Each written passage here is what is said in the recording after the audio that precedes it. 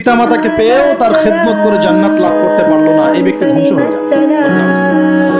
যাদের পিতামাতা আছে অবশ্যই খেদমত করবেন। ওয়ালা তাকুল লাহুমা উফফিন ওয়ালা তানহারহুমা, তাদেরকে বিরক্ত হয়ে উফ শব্দটাও বলা যাবে না এবং ধমকের সুরে কথা বলা যাবে না, বরং বলতে হবে ওয়াকুর রাব্বিরহামহুমা কামা রাব্বায়ানি সগীরা, দোয়া করতে হবে।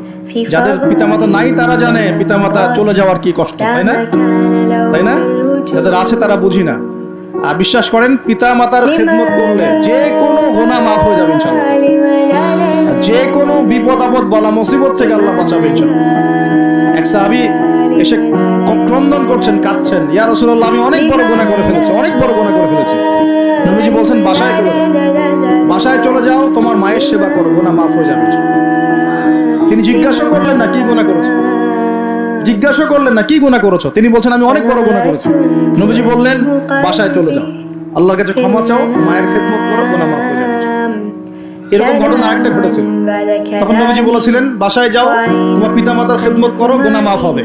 তখন সেই সাহাবী বলছিলেন আমার তো মা বেঁচে নাই, আমার তো মা বেঁচে নাই। তখন নবীজি বলছেন খালা বেঁচে আছে কিনা, খালা বেঁচে আছে, খালার সেবা করো। খালার সেবা করে কয়জন? খালার খোঁজ খবর নেয় কয়জন?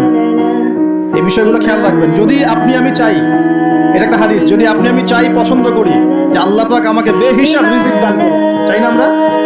রিজিক মানে সম্মান, জ্ঞান, খাবার, কাপড়, বাসস্থান, রিজিক, সবকিছু রিজিক, আমাদের সবকিছু রিজিক। জ্ঞানও আমাদের রিজিক, রিজিক না? সুস্থতা রিজিক না? খাবার, কাপড় চোপড়, বাসস্থান, সন্তান সন্ততি, স্ত্রী সন্তান, এগুলো কি রিজিক না? যদি আপনি চান রিজিক প্রশস্ত হোক তাহলে একটা কাজ করবেন, একটা কাজ, সেই কাজটা হচ্ছে আত্মীয়তার সম্পর্ক বজায় রাখবেন। কি করবেন? আত্মীয়তার সম্পর্ক বজায় রাখবেন।